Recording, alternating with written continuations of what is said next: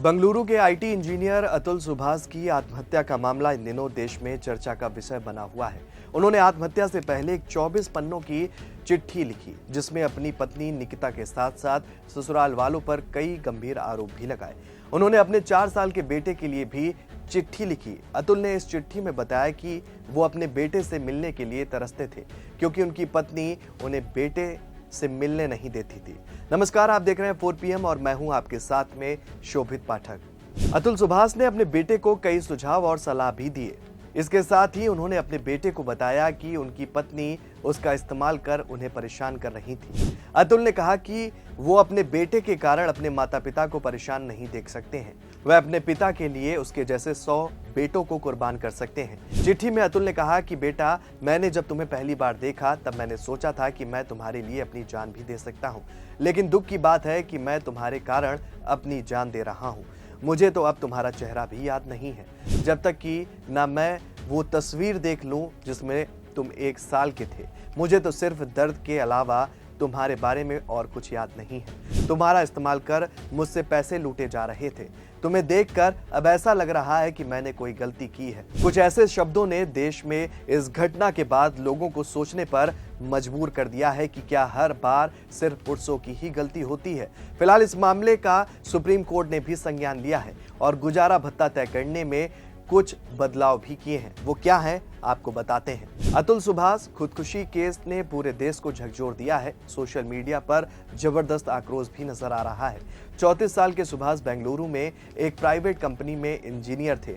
उन्होंने मरने से पहले 24 पन्ने का नोट लिखा और 80 मिनट का वीडियो संदेश रिकॉर्ड किया, जिसमें उन्होंने अपना दर्द भी बयां किया। उन्होंने अपनी मौत के लिए पत्नी की प्रताड़ना के साथ साथ फैमिली कोर्ट की जज को भी जिम्मेदार बताया, जिन्होंने कथित तौर पर केस के सेटलमेंट के लिए उनसे 5 लाख रुपए की मांग की थी। सुभाष की 5 साल पहले शादी हुई थी और उनका एक 4 साल का बच्चा भी था। फैमिली कोर्ट ने उन्हें बच्चे के गुजारा के लिए पत्नी को हर महीने 40,000 रुपए देने का आदेश दिया था। पत्नी निकिता सिंघानिया ने उनके और उनके परिवार वालों के खिलाफ दहेज उत्पीड़न समेत 9 केस दर्ज करा रखे थे। बता दें कि सुभाष की मौत के बाद सोशल मीडिया पर तमाम लोग आक्रोश जता रहे हैं और आरोप लगा रहे हैं कि तलाक के मामलों में कई बार अदालतें मनमाने तरीके से मेंटेनेंस की रकम तय कर रही हैं। अतुल सुभाष मामले पर आक्रोश के बीच सुप्रीम कोर्ट ने अब गुजारा भत्ता तय करने के लिए देश भर की अदालतों को 8 सूत्रों वाला फॉर्मूला दिया है।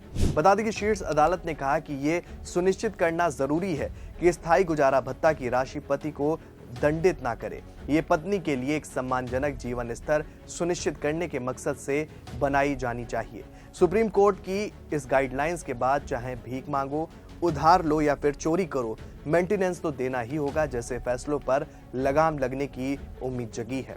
अब सुप्रीम कोर्ट ने अदालतों के लिए 8 पॉइंट वाली गाइडलाइन तय कर दी है, जिसके आधार पर उन्हें गुजारा भत्ता की रकम को तय करना होगा। कोर्ट ने कहा है कि यह सुनिश्चित करना भी आवश्यक है कि स्थायी गुजारा भत्ता की राशि पति को दंडित ना करे, बल्कि पत्नी के लिए एक सम्मानजनक जीवन स्तर सुनिश्चित करने के उद्देश्य से बनाई जानी चाहिए। वैसे तो सुप्रीम कोर्ट ने नवंबर 2020 में रजनीश बनाम नेहा केस में भी गुजारे भत्ते को लेकर अदालतों के लिए गाइडलाइंस तय किए थे।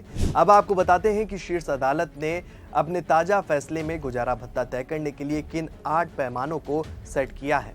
नंबर 1, पति पत्नी की सामाजिक और आर्थिक स्थिति। नंबर 2, भविष्य में पत्नी और बच्चों की बुनियादी जरूरतें।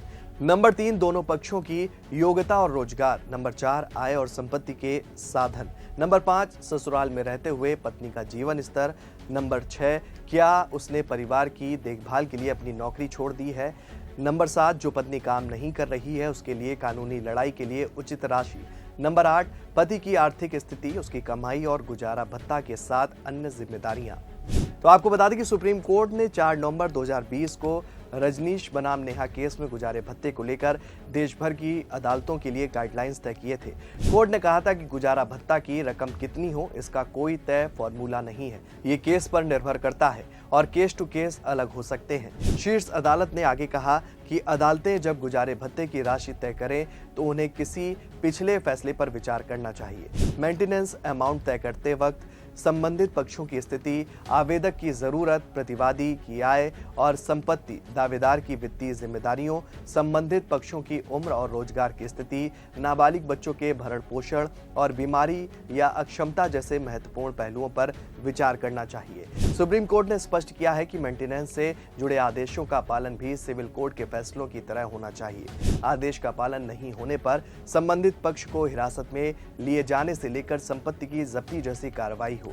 अदालतों के पास अधिकार होगा कि वो ऐसे मामलों में अवमानना की कार्रवाई शुरू कर सके। शीर्ष अदालत का ये भी कहना है कि ये सुनिश्चित करना भी आवश्यक है कि स्थायी गुजारा भत्ता की राशि पति को दंडित ना करे, बल्कि पत्नी के लिए एक सम्मानजनक जीवन स्तर सुनिश्चित करने के उद्देश्य से बनाई जानी चाहिए। गुजारा भत्ता पर अदालतों के कुछ चर्चित फैसले भी रहे हैं और वो क्या, ये भी आपको बताते हैं। सोशल मीडिया पर लोग गुजारा भत्ता को लेकर अलग अलग अदालतों की तरफ से सुनाए गए कुछ अजब गजब फैसलों का भी जिक्र कर रहे हैं। पति बेरोजगार हो तब भी गुजारा भत्ता देना ही होगा।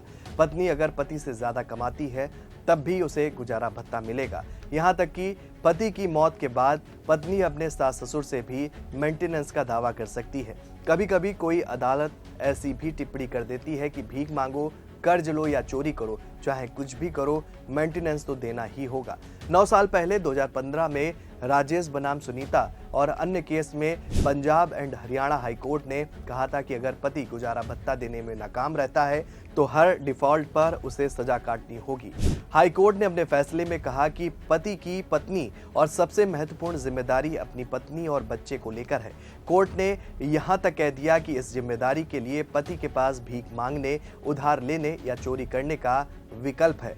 यहाँ दिलचस्प बात यह है कि जनवरी 2018 में मद्रास हाई कोर्ट ने एक मामले में फैमिली कोर्ट के जजों को सलाह दी कि गुजारा भत्ता के मामलों में वे भीख मांगो, उधार लो या चोरी करो जैसी टिप्पणियों से परहेज करें। जस्टिस RMT टीकारमन ने कहा कि भीख मांगना या चोरी करना कानून के खिलाफ है, लिहाजा इस तरह की टिप्पणियां ना करें।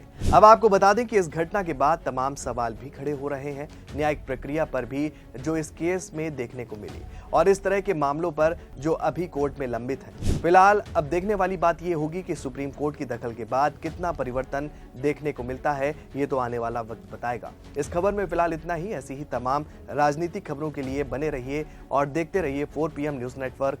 धन्यवाद।